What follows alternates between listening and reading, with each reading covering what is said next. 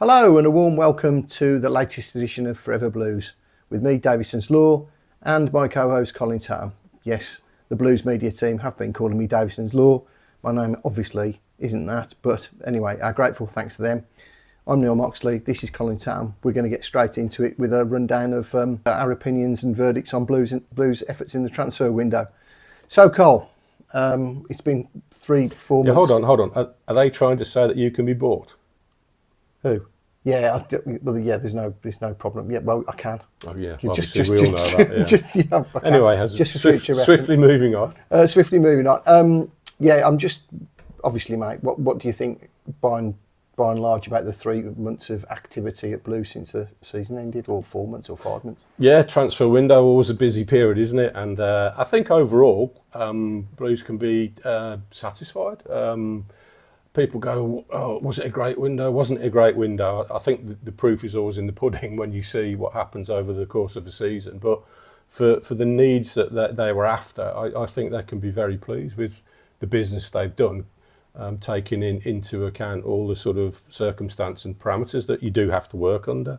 The sort of bald facts were 12 players came in, 14 if you include the loans for Samsted and Gardner-Hickman being made permanent, which people do forget about. 7 players sold. I'm just looking now. 6 were loaned out, and Juki, bless him, retired. So, again, it was quite a turnover of players. It was quite busy, and then obviously on deadline day, I think it went as most people expected. Really, I don't think there's going to be anything major, anything massive, and Chris Davies talked about wanting to finish off the squad, and he addressed again a couple of requirements there, bringing in a winger, left-footed right winger in Patrick Roberts, and defensive cover for centre half stroke left back in Jack Robinson. Taylor Gardner-Hickman moved out on loan to Blackburn Rovers, probably a little bit of a surprise, but in general it was a relatively quiet deadline day because I think Blues had done all their work. The lion's share early on in the window, which is always a plus. Yeah, I mean, do you think that people talk a lot about the gap that exists between the Championship and the Premier League?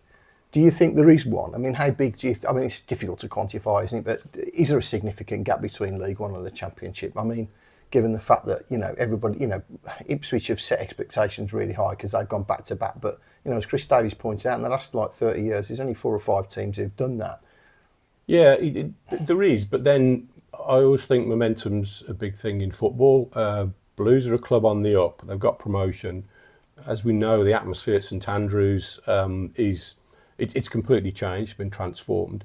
So you've got that snowball effect a little bit. And let's not forget, when Blues recruited a year ago for life in League One, it was also with a mind for the Championship, and players who they hoped could be with them or they expected would still be part of the core squad, which is that, and that's what they have done. And then obviously they've added on other bits, extra bits of quality and certainly experience this window. That's an interesting thing. I think what's the stat, 6 of the 12 players coming in are 28, age 28 or over. That tells you something about what Chris Davies and what the Blues recruitment team feel they need for this level to, as you say, to address that gap, the step up in standard. Should we go through the 3 sections that we've talked about the goalkeeper situation before? Should we go through the 3 sections in turn?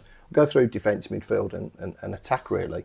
I mean, what did you think of, the additions of, Cashin, Robinson, obviously on deadline day, say Samuel? I mean, what do you think first and foremost about what he's done with the defence?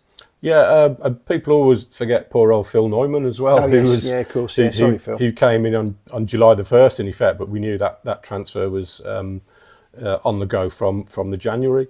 So in effect, I think the defence didn't really take care of itself, but there's a solid foundation there. And obviously with Christian Bielik moving on, there was a need, and Lee Buchanan's injury, there was a need to find that cover with Ben Davies going back to Glasgow Rangers and then signing for Oxford United as it transpired.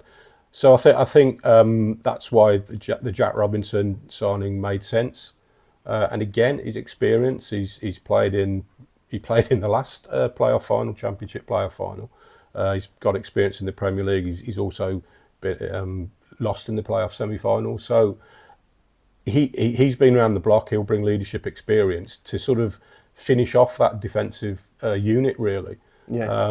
And again, I think it's been about, having the competition for places, the old, 2 players for every position, which I think Blues, by and large, have tended to do well. And midfield, again, people have talked about, well, should they brought in another midfielder, etc., etc. But obviously, Tommy Doyle is a very versatile player who can play a number of roles in the middle. But there will be a big onus on Paik and Tomoki Iwata, but they are the sort of core, the fulcrum of the team. It's the bits around that I think that Blues were looking to address, and the forward areas. If we move on to there, that it was more options, a bit more pace, a bit more athleticism and trickery. It was definitely providing various different options, and obviously Marvin Dutch comes in, Kanya Fujimoto, and then again going back to deadline day, I think the addition of Patrick Roberts was key. Chris Davies was looking for that left-footed right winger. The way the team plays, he likes someone to come in off that side onto the left, and I think going into the season, you'd imagine in the starting 11, Demarai Gray off the left, Patrick Roberts off the right. Yeah, that's not bad. That is, compared to last season, that's good business with those players, both of whom are proven. Yeah, I mean, the one thing that sort of screamed to me once he got Robinson through the door was, he's now got the ability, if he wants to change that flat back four. He can change it to a back three. If you're looking at Robinson as the left-sided centre half, Neumann on the right, and then Clara in the middle. You've got a fair amount. You've got some strength there, and there's some power there. And I actually think we've got natural wing backs. I think Cochrane and Laird and Asai Samuel all can play that position. Now, then that obviously leaves you to mess around with the midfielders and the front players if you want. But I think he's got that option if he chooses to go there now. I'm not so sure. He obviously was not mentioned Cashin, but if he would be there as cover. So, Bright say Samuel could probably play the right side of a three if necessary. But I just think that it's given Chris Davies a bit of tactical flexibility, those deadline day signings. And you're right, he likes right-footed players on the left and left-footed players on the right. He likes them to come in and mix it up with whoever's in the middle. So I think there's been logic to it, and yeah, I think it's been a pretty positive. I wouldn't say it's been overwhelming window by any stretch of the imagination. Why not then? Why not? Well, what do you quantify as overwhelming? Well, 100 million spent and not sexy names coming in. No, I'm not. For me, I'm not one for sexy names. I'm more for people that can do the job. That are absolutely 100% can do the job. But I think there was a balance. We're going to come on to this, but there's a balance between players that they had to move on and the actual finances of the situation. And to be honest, with that in mind, perhaps it was never going to be an overwhelming window. I think myself, I thought what was absolutely telling was the fact that there was it was still undisclosed about the fee that they paid for Kyogo. We haven't spent a lot of money on fees. A lot of these players have come in. I mean, there's going to be loan fees for the likes of Doyle and Cashin and the Beadle and the rest of them. But we haven't actually, the outlay hasn't actually been tremendous. A lot of the work was done early doors. A lot of the work was done with Bosmans, and I think that's a snapshot into where Blues are with respect to the finances at the moment. Yeah, but again, PSR is a very real thing that they have to be mindful of. Last season, the net spend, I believe, was £21 million for a League One team. So you're carrying that over into. Are you including the 15 for Stansfield in that? Yeah, because it's not much then, is it? For when you make £6 million. But if you're carrying that over into a 3-year cycle, you can't keep doing that. You break £41 million losses over the 3-year cycle. They've got to be careful. Yes, revenue we believe is going to probably double. We'll see. But Blues do have to be very careful. But it also gives them an opportunity to keep the powder dry for January, and maybe if Blues are in the Championship next season, for next season as well. We've got to be mindful of that. And wages definitely will have gone up. The calibre of players that they brought in, the wages and even probably loan fees. And I know people go, well, they should have spent more, this, that, the other. But what Blues have spent is roughly on a par with most Championship clubs, apart from one or two others, because there's extenuating circumstances there. Yeah, I mean, I think they've probably spent the money instead on on wages. If you're going to get, match the likes of what Bright say Samuel would have been on at Fenerbahce, and this is a Turkish Superliga club and it's a big one. You're going to have to pay a sizable fee, fee to him, to be fair, in the Bosman signing, and obviously his wages over 3 or 4 years to get him out. I mean, that's the fact. I think sometimes it goes under the radar. People have always got carried away by transfer fees, and I've never really understood it. There's been plenty of excellent Bosman signings out there, and I actually don't blame players one iota for running down the contracts and trying to get the best sort of deal that they can. You were all over it on transfer deadline day. Obviously, players come in, but players go out as well, and there's also players that clubs try for and don't come through the door. I think we saw the example of Hyunjun Yang at Celtic and Mikhail Fay at Rennes.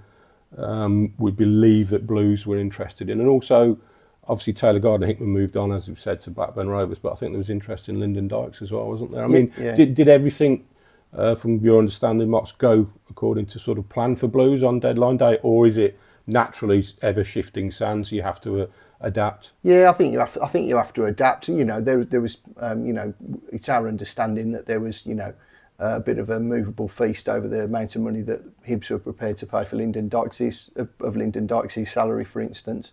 I believe there may have been people interested in Alphonse Samsted, but again, the wages were pretty good. He came here last year and he would have been given an uplift when we got into the Championship. So whether it comes down to sort of value and subjective judgment about how much sort of pain you're willing to take on board to get these players out the door, how we know exactly what your stomach is for the losses, because basically you're paying for a player to pay for another football club.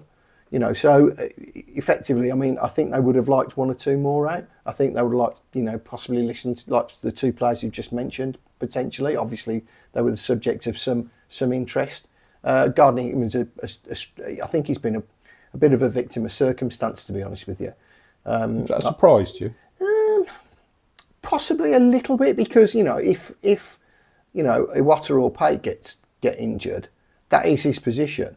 I know he's only a young player, but it was quite interesting yesterday when I was doing a bit of work on him. He actually made his first team debut at the age of 18 under Valerian Ismail at West Brom. Now he's 23 now, and he's physically he should have, with first team football at that level for 5 years, you'd expect him to be about at his physical peak, really and truthfully speaking. So, yeah, that one did surprise me a little bit, because I just wonder where the cover is. I know we've got Doyle who can just slot in anywhere, but if Paik and Iwata, if he's going to persist with a 4-2-3-1, if Paik or Iwata or both of them go down with injury or suspension or whatever, to whom do we turn? I did find it a little bit surprising for those reasons you've outlined there, because Gardner-Hickman is so versatile and he's so honest, so reliable. He's never let Blues down, and he's played so many different positions, don't you forget, and he's had to slot in, and he's been a player that if Chris Davies hasn't started, he's brought him on to fulfil certain roles, often 2 or 3, and as the way the game evolves. So it's an interesting one. On the flip side, he will have known that minutes are going to be limited for him this season, and maybe, like you said, he's 23. He's at a stage in his career whereby he wants to nail down a regular place. He wants to play. That's what I consider my position. I want to play that regularly. Whether that happens at Blackburn, we'll see. But yeah, it was an interesting one. Personally, I'd have kept him around. But then again, he would have been that versatile player to fill in and do a job here and there for you without actually being the first name on your team sheet. Yeah, I mean, I suppose the other thing to take into consideration, by the way, he made 44 appearances for Blues last year. I know the majority of those were off the bench, but that's a considerable, it's a considerable chunk of the season. I suppose the other thing to consider is we've actually loaned him out. We haven't sold him. So, let's just say the season doesn't pan out as we'd all like it to, and Blues don't get promoted. Next year, you've got a player who will have been playing Championship football, albeit a year older. He will be sort of like at his physical peak. He will be a bit more experienced.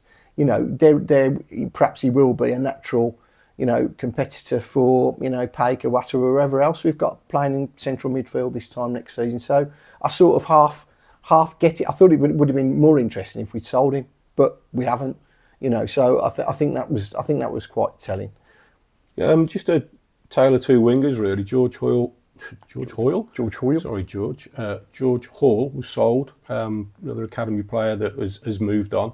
3-year contract at Port Vale, and Blues brought in Patrick Roberts. We can talk about those two, and particularly what you think about Patrick Roberts, because he's gone with a lot of good wishes from Sunderland's club and fans who obviously he was an integral part of them coming up from League One and getting to the playoff final. Yeah, I spoke to one of my pals when it sort of just, I thought I better find out whether this is actually going on. So I spoke to one of my pals up there just to put in a call for me. And I said, what's he been like? And they said he's been a model pro. He's been integral to everything good about Sunderland over the last few years. Obviously they finished, a couple of times in the top half, and obviously last year had the playoff victory. Obviously flourished under Tony Mowbray. Nobody will be surprised about that, to learn about that. And Reggie Labrie used him pretty much extensively as well. So all I can say is every time I've seen him play mainly against Blues, he's caused us problems. So if that's any sort of yardstick, and it was interesting watching his interview with Blues TV on Tuesday night or whenever it was. He basically paid tribute to Chris Davies. He said he said with one phone call, that soon Chris Davies was on the phone because he'd worked with Chris Davies at Celtic, and it's quite some time ago now. You forget how young he was when he actually burst onto the scene. I think it was 7 or 8 years ago now. He's only 28, and he'd been at Fulham and Man City for a couple of years before then. So I think that's a really positive sign. The one thing I don't think Chris Davies is over blessed with, and we're going to have to talk about this because of the nature of Friday night's defeat at Leicester, is I don't think there's much guile. I don't think there's much inventiveness. I don't think there's much of a jack in the box. They're all, they've all got their attributes, all these players, but I just don't think there's anybody there who can, just conjure up something out of nothing really. But I think Roberts can. Yeah, I think that's, you've hit the nail on the head. He very much is a creative talent. He's a ball carrier, but he does make things happen. And he's a man for big moments as well. Scored a goal that beat, was it Sheffield Wednesday to get them up in effect. And then he changed the playoff final against Sheffield United when he came on. He's that sort of player, and I think Blues will look for Damara Gray similarly to do that, and also for Marvin Dutch as well. I think that, so those are three players that I think they will be leaning on to provide that little bit of guile and cleverness, which is what Willem Williamson was asked to do as well last season, and this season. So it's how it all pans out. It's how it's all sort of meshes together, isn't it? But there is a good nucleus there, and that there is a decent squad there. But as you say, the Leicester City game, Blues needed to find that pass in behind, to find a runner in behind, to deliver a ball that would hurt the opposition and not play out in front of them as much. And just go back to George Hall. It's a shame it's not worked out for him, because again he's got a lot of talent, but there's a lot of clubs that were interested in him when he signed a new contract a couple of years back. But unfortunately, I think it was a hamstring injury at Sunderland that kept him out for a while, and that really stymied his progress. Yeah, I mean, I saw him, when I first saw him, I was blown away by his speed off the mark. Really, really, really quick. Had some real pace about him. I remember him just scooting down, I think it was against Burnley last year, or the season before. He scooted down the outside of the left back and got the ball over, and we equalised in a game where Burnley had passed us off the park at St Andrews. I think it was a 1-1 draw. I think he was given a five. I think I'm right in saying he was given a 5-year deal. I know that they were different times then, but it was a sort of symbol of how much promise Blues thought he'd got, that they offered him the length of deal they did. Yeah, When I think it was 3. was it 3? Yeah, I thought I thought it was longer than that. But still, anyway, it was still a reasonable length of time deal for a player who was 19, 20, 21, something like that when he was offered it. I just think it's such a shame. The one thing I would hope with that one is that we've got a sizable sell-on. You know, that we have got 50%, bigger than average. I know the average, the norm's 10 to 15, but you'd want, if you're selling somebody like that, and players can come back from sort of like, hamstring problems. I mean, the most famous one obviously is Steven Gerrard, suffered horrendously with his hamstring problems when he was coming through at Liverpool. Obviously, he then went on to make boatloads of appearances for them and win pretty much every gong going, apart from the league title, obviously. But so I just hope that Blues have got, because I think there was something there with him. Yeah, definitely, he's an explosive talent. I've watched him a lot coming through the age groups as well. And it was just a shame because, as you said, he's another game changer. You know, he's got that power and he can go past people and he can play in quite a variety of roles as well. So, personally, I mean, I hope he flourishes at Port Vale, gets a run a game, stays fit, and then we can hopefully gets a good career out of the game. One thing that kept coming back as a recurring theme through the window, particularly the last few weeks, was a lot of fans were saying they're expecting this marquee signing and they can't wait till Blues make this statement signing. We touched upon it before, but why do you think there wasn't one? And personally, I don't think there was ever going to be one, if that makes sense. No. What are your thoughts on it? I mean, is this the modern way? People are expecting some superstar that on every transfer deadline day, they always want to be surprised. Yeah. Well, I think there is that. I think it's part of the show, isn't it? To be honest with you, it's all part of the fun of the fair, the circus. You know, and you see the Americans bought into it last year with the Jay Stansfield signing. I don't think there is ever going to be one. Not that it didn't stop people sending me WhatsApp messages saying I've just seen Alexander Mitrovic outside Ortega in Dorwich smoking a shisha pipe, which and you're half thinking, should I just go down there and have a look? But just looking at it, you just look at the bare nuts and bolts of that one. One phone call to somebody who knew what was going on in Saudi Arabian football, and it seemed to suggest the money he was on was like 1.5 million net a month. I mean, just losing. I don't know where that one came from, to be honest. That was the most mental, rumour that did the rounds this summer. I mean, would we have loved him? Oh, yeah, not much. I mean, he got Fulham up, didn't he, the other year, pretty much with 40 odd goals in the Championship. I mean, having said that, you've got to question somebody's motivation to do it again. But why wasn't there one? I don't think it was really ever on the cards, mate. I just, unless they were holding back the reserves of cash for that one, I never got the feeling that they were absolutely blessed with cash. And I think the proof of that, like I sort of said earlier, was they didn't spend a lot of money in the transfer window. And I think there is a feeling, well, I know there is a feeling amongst the Blues recruitment team that for the amount of work they did last summer, they didn't really get due credit. Everybody pointed at Jay Stansfield, says, "Oh, you bought the league." Well, then because of the success of offloading Jordan James to Rennes mainly, that money was pretty much put to good use. So I don't think there ever was. I mean, what were your thoughts on that? Yeah, there was a lot of due diligence done last summer for players for then and for now as well. And just going back to the statement marquee signing, had Damari Gray and Patrick Roberts came in both on deadline day, would people have changed this sort of opinion? Yeah. And had we paid like 15 million quid for Damari Gray, which is possibly his market value, probably more. So it's like you said. Yes, it is all fun of the fair, but it is also becomes a bit tiresome, doesn't it? As well, whereby everybody wants more, and you just got to be a little bit realistic, really, in regards. And I know it's a boring topic, but people do have to sort of take into account where the club are financially. Blues have come from a place that was the third division of English football. They've had to rebuild their squad from the third division. Teams that have come down have got parachute payments.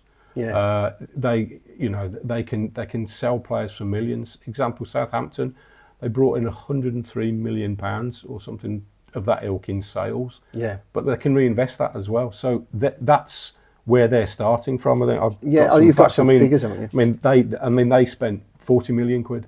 Yeah.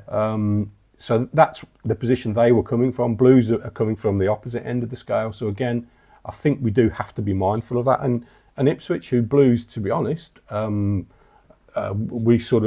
we dominated. We played off the park in the first game. 70 million quid they brought in from sales, but they spent 47 million as well. Right. So again, it's hard to compete with that. So again, we have to be, in my opinion, mindful of the place Blues are coming from and trying to get to. And some clubs have already been there. Yeah, but it's a difficult one, isn't it? Because you don't want to temper expectation, do you? You don't want to sort of like burst the bubble on what's the, Blues fans have waited a long time for a bit of positivity, haven't they? I should know. I've copped most of it for being Mr. Negative all the while. But so they've wasted a lot. They've wasted a lot of time for it. But it's people talk about managing expectation, but that's essentially where what you've got to do in this case. Yeah, and I think Tom Wagner obviously stokes the fires, and quite rightly he's saying, like, if you can't do it, you don't say it. So he's talked about the revenues probably doubling for from 29-30 million to 50 to upwards, which is going to be important because all that revenue will go towards obviously not just club infrastructure but on the team and squad building. And I know Wrexham spent around 25 million, but again they needed to, if that makes sense, their squad compared to Blues squad. And going back to the point you made, let's not forget that the squad that was assembled for League One became world record breakers. Yeah. So they've got something about them, and as I said, this squad and the core of them are here for the Championship with bits added on. And again, another comparison, Albion, I think they brought 9 players in over the window, 16 had to go. Again, they're in a little bit of a different spot as they were previously. They brought in about 20 million quid and they spent about 11 million quid. Yeah. It's not too dissimilar to Blues in terms of the spend. But they're starting from starting with a squad that's of that quality rather than one that's trying to prove itself. So that's what I'm trying to say. So again, it's all relative. I think we do have to look at comparables, but the bottom line is, like you said, there's nothing wrong with being ambitious, and it is good that we have an ownership and a club that is on a trajectory that isn't actually going through the trap door for once. Yeah. Do we talk about? Well, we should talk about, really, I suppose, the what happened on Friday night at the King Power. What were your thoughts? The overwhelming sort of feedback I've had from everybody was that we looked a bit toothless. I mean, what were your thoughts on the game as a whole and the sort of that position? I think that the first goal, that doesn't happen. It was a breakdown in communication, and maybe Ethan Laird playing at left back, probably he's not used to being in certain positions on the pitch at that time.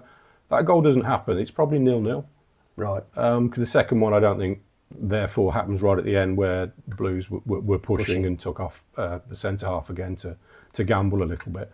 And again, it was a team that's just gone down for the Premier League where Blues had a lot of possession, line share of the ball, and were dictating and dominating without ever really hurting in terms of clear-cut chances, shots on goal, and putting them under real pressure. And I think Leicester were happy to sit in because I think they felt that Blues, we're not sure they're going to break us down here, so that's fine. And I think Demarai Gray hurting his shoulder also had an impact on Blues as well. But yeah, it was a bit toothless. But again, this team is finding its feet with some of the new additions, and I think a player like I've said it before, Marvin Dux will be quite important. I think at the top end of the pitch.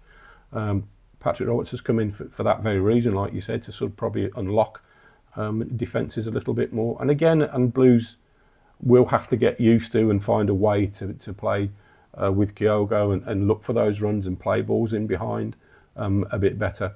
So I mean, it's not as if there's anything there that is drastically, alarmingly wrong. No. No. The result could have easily gone Blues' way, and like I said, they they set their stall out in terms of we are still going to play our way, we're still going to take the ball, and we're going to, we're going to bring the game to you rather than sit in, protect and survive, as we've seen for the last 5, 6, 7, 8, 9 years at this level. Yeah, I mean, I just think that against better class defending, that they're going to have to find a way of either shifting the ball a bit quicker, and they can't be so. Particularly if they go, it's okay at home. If you go a goal up, you can dominate possession, and 9 times out of 10 you'll get away with it. If you're away from home and you're dominating possession but not hurting teams, that seemed to be what that looked to me what was happening at the King Power. You've got conundrums to solve. Whether or not that's throwing on a big man towards the end, or I don't know what he's going to do, but I do think you need to just think a little bit about the approach, because once players get in a position to set, whether it's whoever you're playing against, it's easy, and they know what they're doing. It's definitely difficult to create a hole through which you can prosper. And I don't think Blues had a shot on target, did they, for all the decent possession work that they had.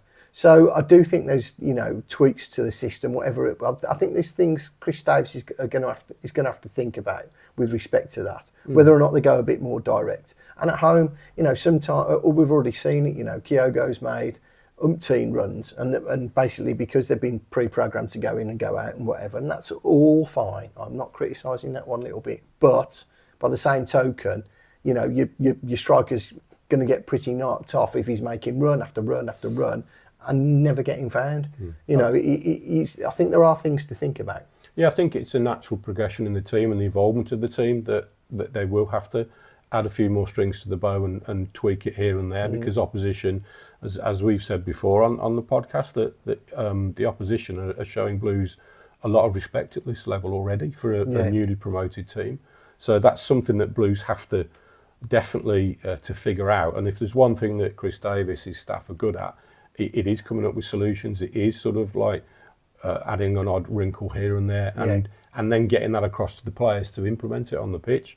I think another point as well to me, that if Paik and Tomoki Iwata aren't quite at it, that does affect how Blues play.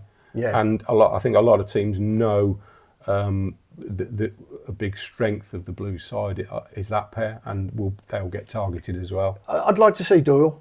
I'd really like to see Doyle given a chance. I think Iwata was outstanding last year. I'd like to, I've seen a lot of Tommy Doyle. I'd like to see him given a chance in his natural position, which is in front of the back, instead of Paik, to be honest, just to see, whether or not that sort of blending midfield remains, quite frankly. I know Paik's a more dynamic player, but Doyle's ball passing ability and ball retention ability, he's right up there. I've seen a lot of the kid, and to a certain extent, he's not there yet. But there were sort of like flashes of him doing what Barry Ferguson used to do so effectively. Keep things ticking over. Always got an option. Do you know what I mean? He's always opening his body out. Very crisp with his passing. Very accurate with his passing.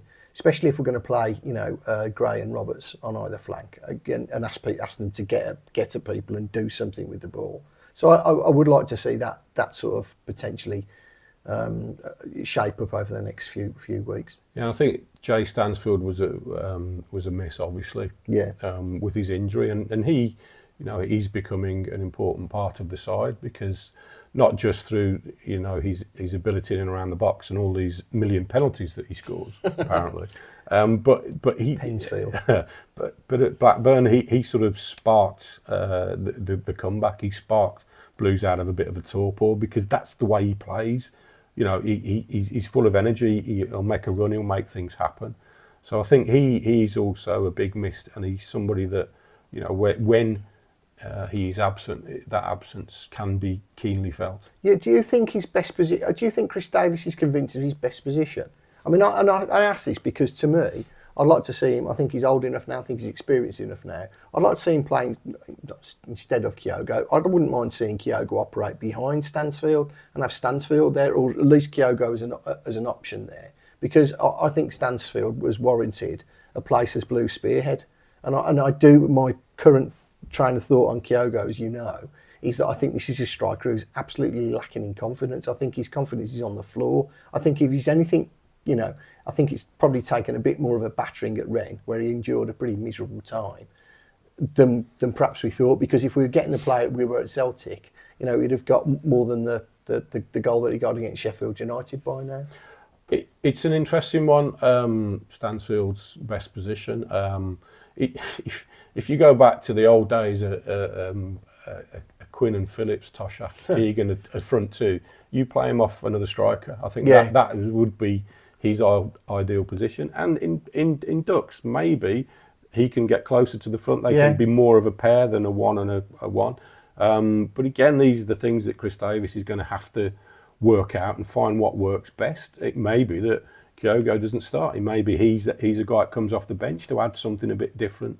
Again, it just see how it pans out, and also in what suits different games, home and away as well, will be important. Do you think it's a consideration yet? And we're all guilty of it.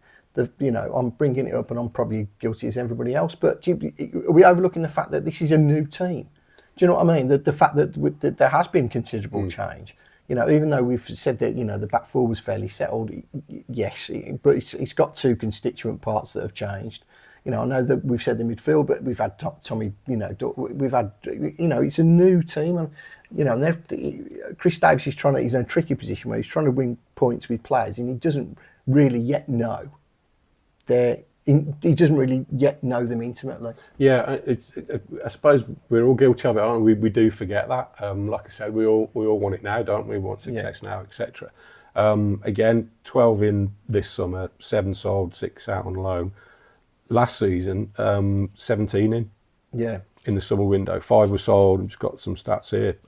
7 senior players left in the summer as well, and 2 in February. So again, it's that turnover, and it's bedding them down.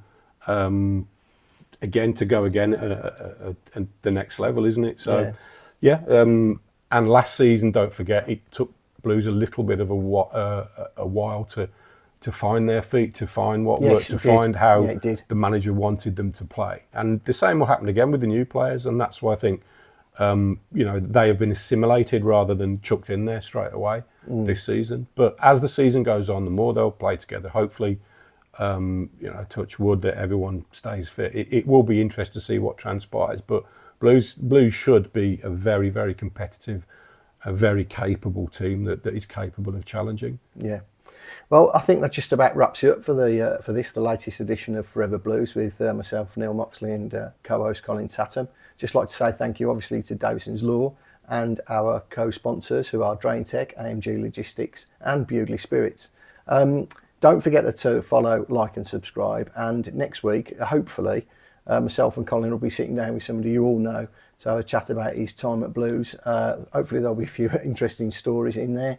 And we look forward to seeing you on the next edition of Forever Blues, probably the same time next week. Thanks for your company.